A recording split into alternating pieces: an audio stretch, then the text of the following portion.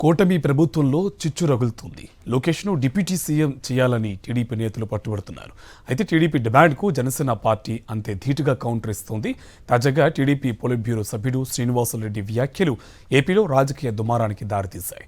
ఆయన వ్యాఖ్యలపై జనసేన నేతలు ఘాటుగా స్పందిస్తున్నారు. ఒకవేళ లోకేష్ డిప్యూటీ సీఎం అయితే పవన్ను సీఎం చేయాలంటూ డిమాండ్ చేస్తున్నారు. 43 సంవత్సరాల్లో తెలుగుదేశం పార్టీ ఆవిర్భవించిన తర్వాత మూడవ తరం నేత మన పార్టీలోకి వచ్చారు, నారా లోకేష్ గారు.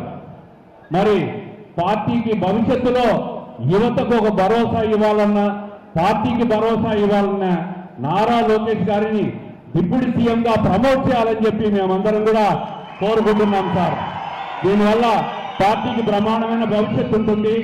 అన్ని రకాలుగా యువతను ప్రోత్సహించే విధంగా ఆయన ఈరోజు ఐటీ రంగానికి కానీ, పారిశ్రామిక రంగానికి కానీ, అనేక సంస్థలు రాష్ట్రానికి తీసుకొచ్చే దాంట్లో కానీ ఆయన చేస్తున్న కృషిని ప్రజలందరూ గమనిస్తున్నాం.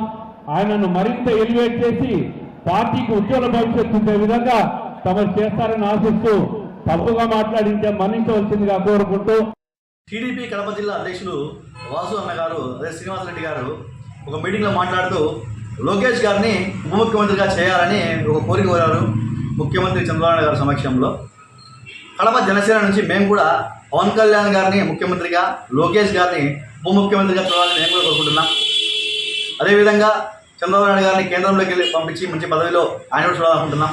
చంద్రబాబు నాయుడు గారు కేంద్రంలో, పవన్ కళ్యాణ్ గారు ముఖ్యమంత్రిగా, లోకేష్ గారు ఉప ముఖ్యమంత్రిగా ఉండాలనేది కడప జనసేన నుంచి మా కోరిక కూడా.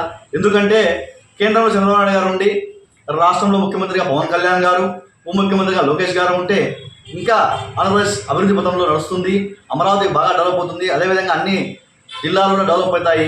పవన్ కళ్యాణ్ గారు ముఖ్యమంత్రిగా, లోకేష్ గారు ఉప ముఖ్యమంత్రిగా, చంద్రబాబు నాయుడు గారు కేంద్రంలో ఉంటే మాకు కూడా చాలా సంతోషమని కడప జిల్లా జనసేన నుంచి నేను కూడా తెలియజేస్తున్నాను.